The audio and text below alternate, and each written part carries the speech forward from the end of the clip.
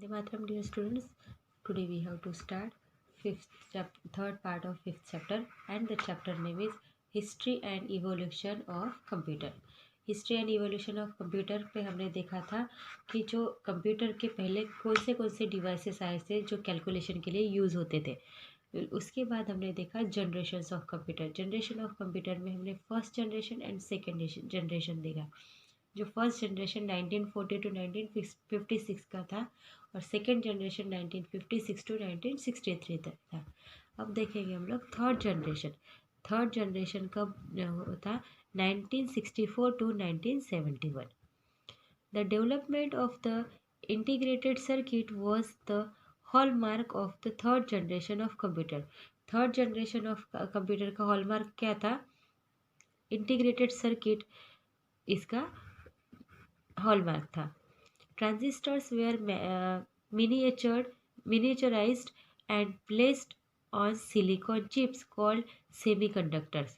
जो ट्रांजिस्टर जो था उसको रिप्लेस करके सिलिकॉन चिप्स आई और उसको क्या बोलते थे? Semiconductors, which drastically increase the speed and efficiency of computer. Semiconductor silicon chips की वजह से जो कंप्यूटर की स्पीड इंक्रीज भी हुई और उसकी इफिशियंटी भी इंक्रीज हुई। Instead of punched card and print out, users interacted with third generation computer. दो जो ये कार्ड परचेस करते थे and print out, user interact with third generation, तो उससे लोग जो है थर्ड जनरेशन से इंटरेक्ट हुए। Keyboard and monitors are and interfaced with an operating system which allow the device to run many different applications at one time with a central program that monitored the memory.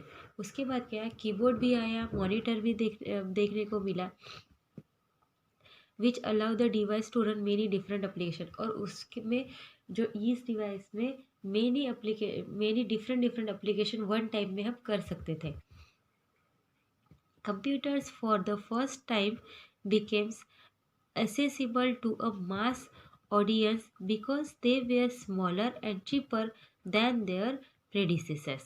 जो computer था first time ऐसे इस तरह से बना कि उसको use करने के लिए ज़रूरत लगने लगी इंसानों की और हम उसको देख सकते थे। जैसे उसकी पहले जैसे पूरे रूम में एक रहता था, उसके बाद उसका साइज़ थोड़ा छोटा हो गया, उसके बाद उसका साइज़ थोड़ा छोटा हो गया। The example of third generation computers are VAX 750, PDP 11, IBM 370 et cetera. और थर्ड जनरेशन कंप्यूटर जो है उसके ये एग्जाम्पल्स है। The microprocessor brought the fourth generation of computer as thousands of integrated circuits were built into a single silicon chip. जो microprocessor fourth generation of computer में जो है माइक्रो प्रोसेसर का यूज़ करके थाउजेंड्स ऑफ इंटीग्रेटेड सर्किट का use करके उनको बिल्डअप करके सिंगल सिलिकॉन चिप से एक फोर्थ जनरेशन ऑफ कंप्यूटर जो है उसको डेवलप किया गया। What is the first generation field and entire room could now it fit in the palm of the hand. जो एक पूरे से रूम में जो फर्स्ट जनरेशन का कंप्यूटर इंटायर रूम में आता था, अब वो हाथ पे यूज़ करने लगे हम।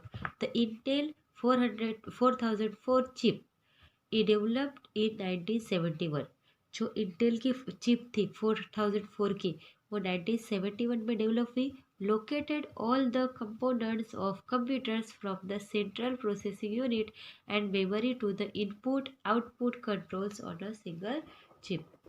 फोर्थ जनरेशन ऑफ कंप्यूटर के जितने भी कंपोनेंट्स हैं वो from the central processing unit से लेकर या एंड मेमोरी है, इनपुट है, आउटपुट है, वो एक सिंगल चिप जो है वो इस सब को कंट्रोल करता था।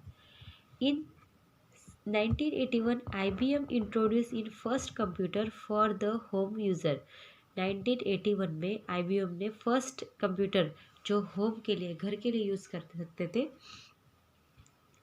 वो इंट्रोड्यूस किया। And in 1984 Apple introduce the Macintosh. और 1984 में एप्पल इंट्रोड्यूस हुआ, मैकिन्टोश ने एप्पल इंट्रोड्यूस किया। Microprocessors also move out of the realm of desktop computer and into many areas of the life as more and more everyday products began to use microprocessors। और जिस micro processor जो है वो move out हो गया realm on desktop computer and many areas में and of life as more and more everyday product began to use माइक्रो प्रोसेसर का यूज़ करके मोर एंड मोर प्रोडक्ट जो है वो बनने लगे। As these small computers become more powerful, they could be linked together to form networks which eventually led the development of the internet। ये जब स्मॉल कंप्यूटर आया वो बहुत पावरफुल था, वो लिंक एक कंप्यूटर से दूसरे कंप्यूटर में लिंक करते थे, उसको इस तरह से नेटवर्क बना which eventually led to the development of the internet. फिर धीरे धीरे इंटरनेट का डेवलपमेंट हुआ, नेटवर्क कनेक्ट हुआ तो इंटरनेट का डेवलप हुआ। And fourth generation of computer also saw the development of GUI, the mouse and handheld device. उसके बाद माउस का और हैंडहेल्ड ये हुआ डेवलपमेंट हुआ।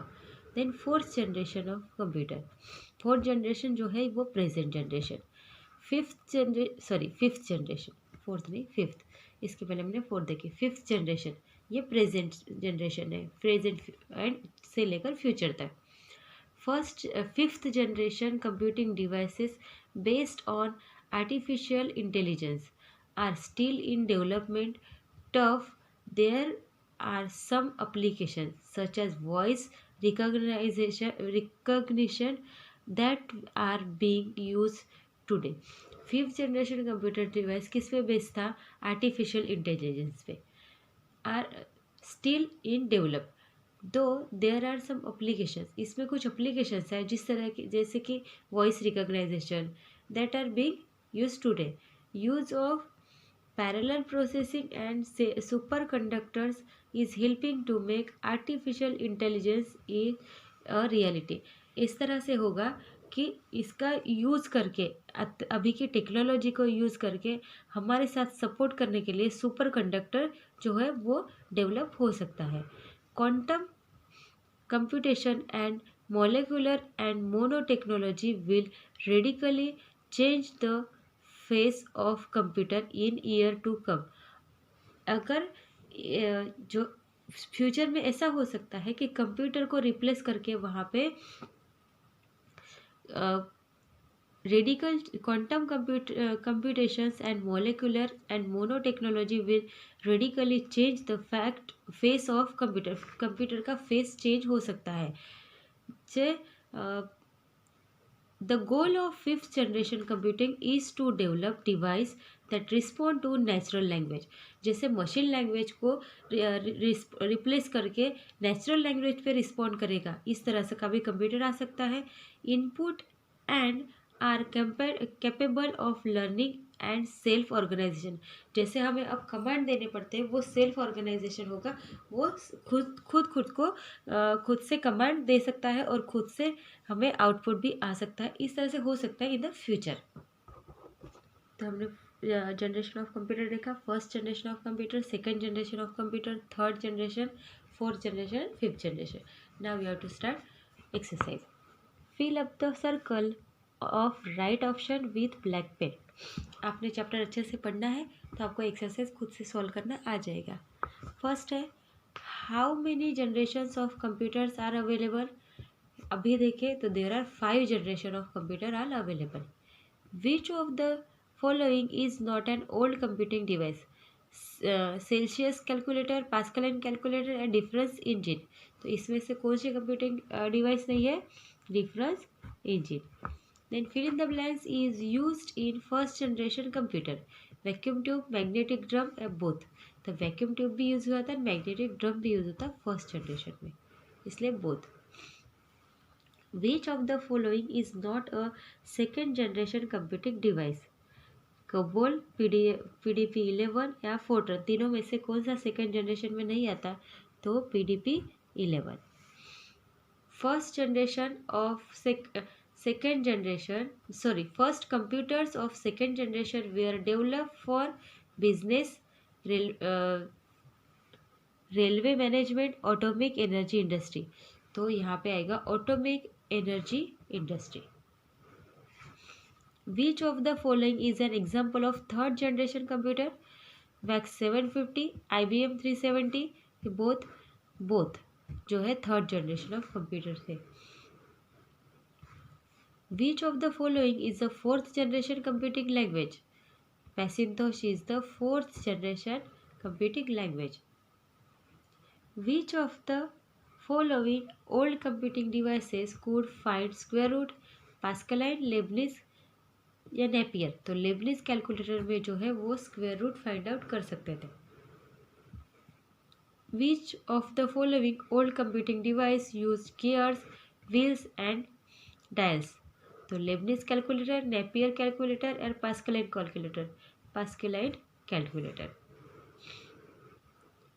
Which of the following is goal of the fifth generation computing device? Artificial intelligence, self-organization, both. Artificial intelligence and self-organization both जो है जो फिफ्थ जनरेशन ऑफ कंप्यूटर का गोल है कि इस तरह से कंप्यूटर होना चाहिए। Question second, fill in the blank. यहाँ पे ऑप्शंस है, यहाँ पे मैंने ऑलरेडी फिलअप किया हुआ है।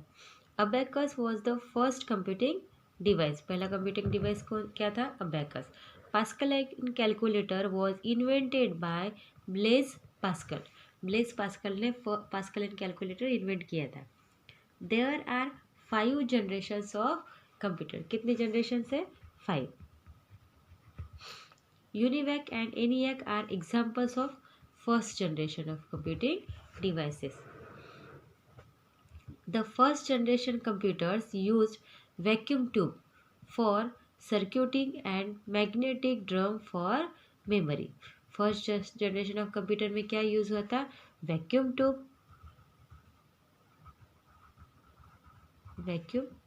Tube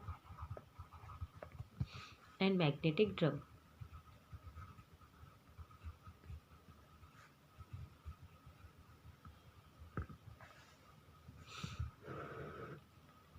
Then Apple introduced Macintosh in the year 1984 में जो है एप्पल इंट्रोड्यूस हुआ। Now question number 3. Write T for true and F for false. There are 5 generation of computing devices. True. Abacus was capable of doing multiplication and division. False. नहीं, addition and subtraction. COBOL is an example of first generation of computer. False. COBOL is the second generation of computer. Third generation devices were developed using integrated circuit. True. IBM introduced the first computer to the home user 1981. Yes, true. UNIVAC was the first commercial computer. यह भी true है. Macintosh is example of fourth generation computer. True. Napier bones is manually operated calculating devices. False. And G.W. Leibniz was Indian mathematician. False. Question number 4. Match the following. First generation, second, third, fourth and fifth. और इस side में उसके example है कौन सा जो computer है कब इन्वेंट हुआ। फर्स्ट जनरेशन में UNIVAC and ENIAC, then second में फोर्ट्रन कोबल, थर्ड जनरेशन में PDP-11 एंड IBM 370, फोर्थ में मैसिनतोश एंड फिफ्थ में क्वांटम कंप्यूटेशन। तो ये हो गया मैच द फॉलोइंग। अब है ब्रेन बूस्टर। ब्रेन बूस्टर का पार्ट जो होता है आपके लिए होता है, आपने इस चैप्टर में कितना पढ़ा और सच में आपका ध्यान था कि नहीं, इसलिए ब्रेन बूस्टर होता है। यहाँ पे ऑप्शंस दिए हैं, आपको नीचे यहाँ पे इमेजेस को आइडेंटिफाई करना है। एंड लास्ट में क्वेश्चन नंबर 2 है, write down the uses of given devices. Abacus, first generation computer and Napier bones. तो यहाँ पे यूजेस लिखने हैं। तो यहाँ पे हमारा 5th चैप्टर फिनिश होता है। We will meet in the next chapter.